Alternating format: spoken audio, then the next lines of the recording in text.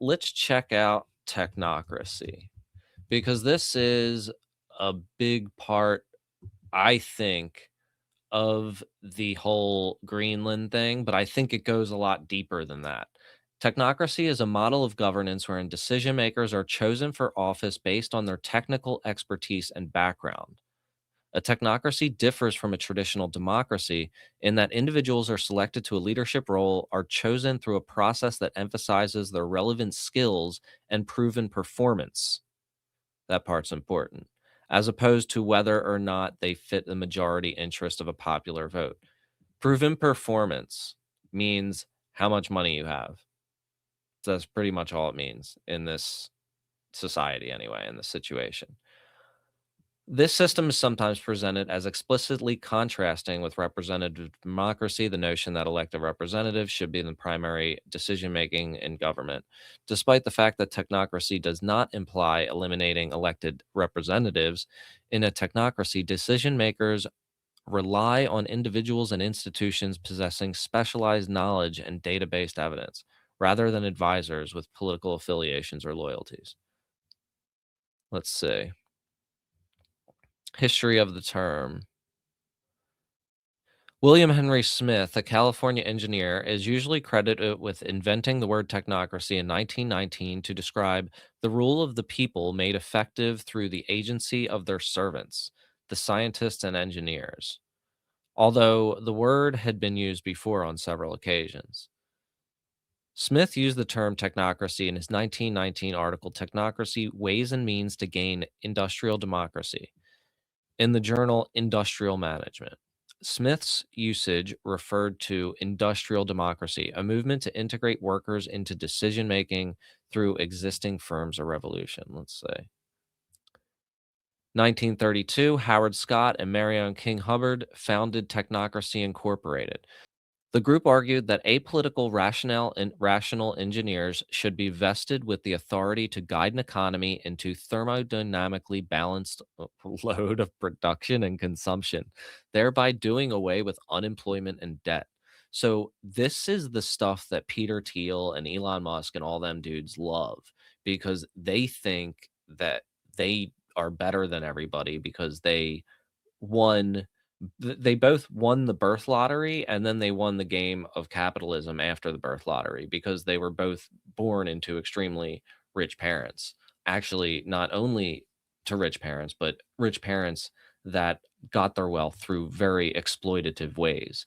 And now they think that because they've created these companies and they've made all this money, that they should be able to rule everybody else. And I feel like they've gotten more into this because they've realized that everybody hates them and they can never achieve it through democratic means. I have many criticisms for democracy, obviously, but not in this direction. I have criticisms in the more anarchism direction, but not in the it gives people too much freedom criticism. Let's see. Historian William E. Atkins rejects this conclusion. Instead, Atkin argues that the movement declined in the 1930s due to technocrats' failure to devise a viable political theory. Oh, I missed one. Oh, so some people thought that it declined because of the New Deal, replaced it with a different type of vision. It's popular in the Great Depression. And some say it's just because they did not really deliver any kind of solutions, actually. Critics have suggested that a technocratic divide exists between a governing body controlled by varying extents by technocrats and members of the general public. Technocratic divides are efficiency gaps that persist between governing bodies employing technocratic principles and members of the general public aiming to contribute to governing government decision making. Technocracy privileges the opinions and viewpoints of technical experts, exalting them into a kind of aristocracy while marginalizing the opinions and viewpoints of the general public. That's an important part for sure, right there. That's another part that appeals to these people. Let's see. As major multinational technology corporations, FANG, swell market caps, Howard Scott, this is one of the founders. See if there's anything interesting. Just do a quick bio check, you know what I mean? See if anything stands out. He worked at the Shell Research Lab. That's quite interesting. So he was an oil company guy, and that's why he came up with the idea for peak oil, because he wanted to drive up the price most likely, or make people think that it was more rare than it was, so the price was stabilized. Yeah, that's some scam shit. And if he's working for oil companies, that's also pretty sus. Let's look back at this news article here, cuz this is quite interesting. The Is the map in here? Yeah, look at this. So this right here is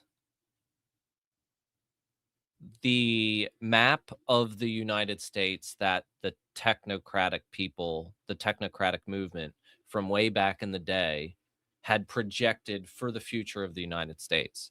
And you're thinking, like, if this is the 1930s and stuff, so this is there's still relatively positive views about colonialism and stuff like that. I pretty sure, because I don't think that was really seen as a bad thing, at least until after World War II. And even then, they probably just changed the justifications a little bit. But the thing about this is Greenland there, Canada, you see all of Central America and the top of South America there, which is Venezuela, right? Then you got Cuba, who Trump has also threatened. Then you got Mexico, who Trump has also threatened. And Panama, he's threatened over the Panama Canal. And there are some other Central American countries in there, of course, El Salvador, Honduras. There may be regimes in there that are a little bit more compliant, I guess you could say. I'm not sure. But regardless, you got Greenland in there too. And Canada, which Trump has talked repeatedly about making the 51st state. I like This is crazy, honestly. I don't think it's uh, out of the realm of possibility to suggest that Trump is looking at this map and wants to make this map a reality, especially because we know that Peter Thiel, Elon Musk, all those guys, all of his big founders, including JD Vance. Yeah, I forgot to mention that. And I think that's in the video that I'm going to share as well, is that they were all really into this, and they have pretty much incubated JD Vance. And yeah, he definitely looks very he doesn't look very powerful in the administration from the outside, but I do think he has a lot of influence. And yeah, what do you think about I want to check up on the chat and see. So yeah, you can see there when I take away the screen that it's Venezuela in that map as well. So all of those countries have pretty much been threatened by Trump, except for maybe Belize and El Salvador, who he's already got on his payroll. That's a pretty wild one, I think.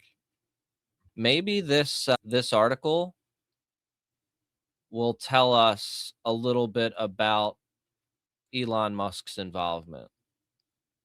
These ideas seem to resonate with the most recent statements from the Trump administration about merging the U.S. with Canada.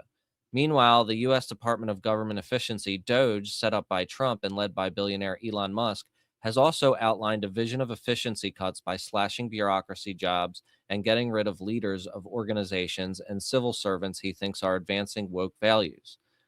This slash and burn approach also fits with some of the ideas of technocrats. In February, Musk said, "We really have here the rule of bureaucracy as opposed to the rule of the people, democracy." The technocrats viewed elected politicians as incompetent.